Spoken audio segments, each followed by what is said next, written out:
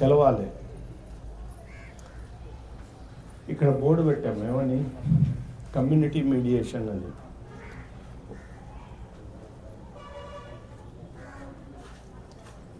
ఒక సంఘానికి మీడియేషన్, మధ్యవర్తిత్వం ఎట్లా చేస్తాం? మీకేమన్నా ఐడియా ఉందా? మధ్యవర్తిత్వం అంటే ఏమి?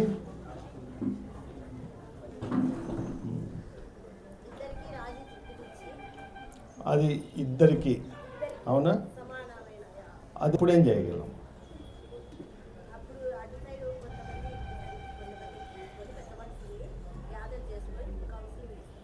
కౌన్సిలింగ్ ఇస్తాం. దానికి చట్టబద్ధత ఉందా? ఎక్కడన్నా చట్టబద్ధత ఉందా? రాసుకున్నా కూడా చట్టబద్ధత ఉంటుందా? కమ్యూనిటీలో ఎవరు వింటారు మన మాట? అవునా కదా? మరి ఎట్లా? సాధారణంగా ఏమంటే ఇది కొత్త విషయం ఏం కాదు, పాత విషయమే. మధ్యవర్తిత్వానికి ప్రతీక మనకు శ్రీకృష్ణ రాయబారం అందరికీ తెలుసు కదా. కురుక్షేత్రమే శ్రీకృష్ణుడు లేకుండా ఊహించలేము, అవునా? కురుక్షేత్రానికి ముందు శ్రీకృష్ణుడు చేసే విషయాలు ఏమి? ఓ పెద్ద రాయబారం చేయడం, 2 వంశాల మధ్య, 2 రాజ్యాల మధ్య. మనం చిన్న ఊర్ల మధ్య సమస్యనే ఏం లేదనుకుంటున్నాం, అవునా? కానీ ఆయన ఎంత డీసెంట్గా చేశారు.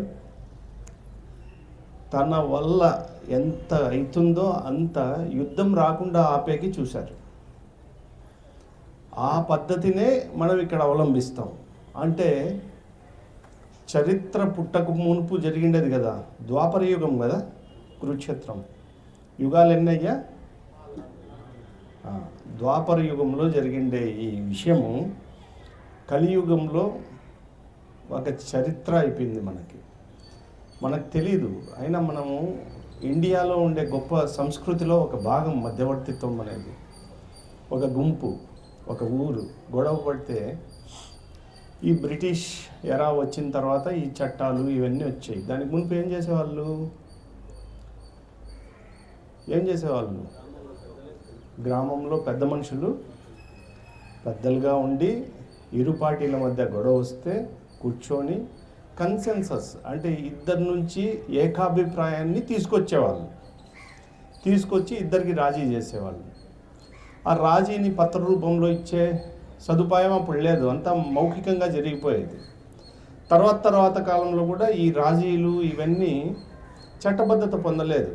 మనం ఒక అలవాటు అయిపోయింది, సిపిసి, సిఆర్పిసి. క్రిమినల్ గొడవలు వస్తే సిఆర్పిసి విధానంలో, సివిల్ గొడవలు వస్తే సిపిసి విధానంలో మనం పరిష్కరించుకుంటాం. ఇప్పటికి కూడా మనం గొడవలు ఊళ్ళో పెద్ద మనుషులు చేస్తే వినాం, అవునా కదా? ఒక మొగుడు పిల్లల గొడవ ఫస్ట్ ఎవరి దగ్గరకు స్టార్ట్ అవుతుంది? ఇంట్లో అమ్మ నాన్న దగ్గర నుంచి బిగిన్ అవుద్ది. తర్వాత మెట్టినింటి నుంచి, పుట్టింటి నుంచి పెద్ద మనుషులు వస్తారు. అది అయిపోయిన తర్వాత ఊర్లో పెద్ద మనుషులు, తర్వాత కొంచెం బలం ఉంటే ఒక కౌన్సిలరు, ఒక మున్సిపల్ చైర్మన్, లేకపోతే ఒక ఎక్స్ ఎమ్మెల్యేనో, ఆల్రెడీ వర్కింగ్ ఎమ్మెల్యేనో, ఎంపీనో ఇట్లా పట్టుకుంటాం. ఇవన్నీ జరిగినా లాస్ట్కి ఎక్కడ పోతాం? కోర్టుకు వెళ్తాం. ఎందుకంటే దీని మీద నమ్మకం లేదు కాబట్టి. కానీ ఇప్పుడు 2023లో మీడియేషన్ యాక్ట్ వచ్చిన తర్వాత మనకు రకరకాల మధ్యవర్తిత్వాలు వచ్చాయి.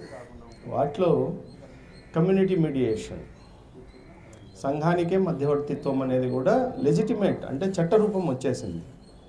ఈ కమ్యూనిటీ మీడియేషన్ ఎవరు చేస్తారు? ఊర్లో పెద్ద మనుషులు లేకోకుండా చట్ట అవగాహన, ట్రైనింగ్ పొందిండే మీడియేటర్స్. ఒక కమ్యూనిటీ, ఈ ఊరిని ఎంచుకున్నాం.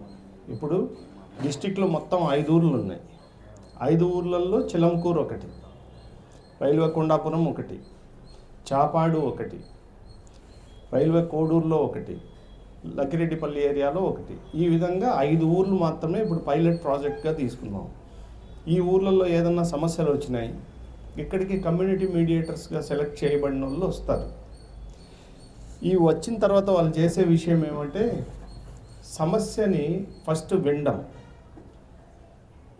సమస్యను వినిన తర్వాత దాన్ని కూలంకషంగా సమగ్రంగా ఒక డ్రాఫ్ట్ తయారు చేసుకోవడం, సమస్య మూలాలేమి, సమస్య కారణభూతాలేమి, దానికి వాళ్ళందరినీ వింటారు. ఒక కమ్యూనిటీ మీడియేషన్ కానివ్వండి, మీడియేషన్లో కానివ్వండి, పాల్గొన్న వాళ్ళు, సమస్య ఉండేవాళ్ళు ఏమి చెప్పినా కూడా దానికి సాక్ష్యం అనేది ఉండదు. కోర్టులో పోయి సాక్ష్యం చెప్పకూడదు, ఇక్కడ సో ప్లేస్లో ఇది చెప్పాము అని. ఏ డాక్యుమెంట్ అయినా పెట్టచ్చు, కానీ కోర్టులో ఆ డాక్యుమెంట్ పెట్టాల్సిన పని లేదు.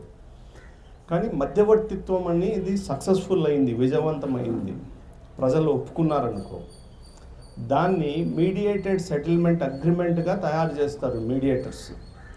ఇరు పార్టీలు సంతకాలు చేస్తే ఈ కమ్యూనిటీ మీడియేషన్ అనేది శాంతి భద్రతల వరకు. అంటే ఇప్పుడు మన కమ్యూనిటీ మీడియేషన్, ఒక ఊరు దేనికి గొడవ పడుతుంది సాధారణంగా చెప్పండి? సాధారణంగా ఒక ఊరు దేనికి గొడవ పడుతుంది? దేనికి?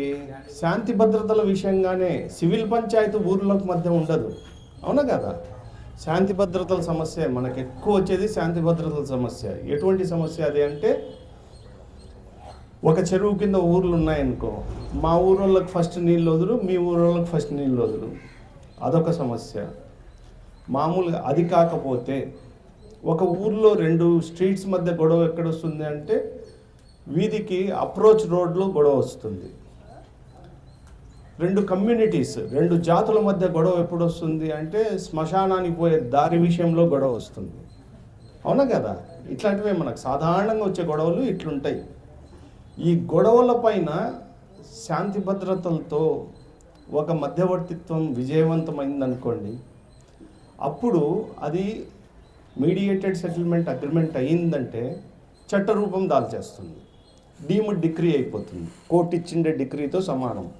రేపొద్దున ఆ మీడియేటెడ్ సెటిల్మెంట్ అగ్రిమెంట్లో ఉండే ముఖ్యాంశాలు లేదా నిబంధనలను ఎవరు తప్పు చేసినా కూడా చట్టపరంగా దానికి చర్యలు తీసుకుంటారు. కాబట్టి ఇంత గొప్ప అవకాశం, ముందు లోక్ అదాలత్ అవార్డులని చెప్పుకునే వాళ్ళం కదా, ఇప్పుడు మధ్యవర్తి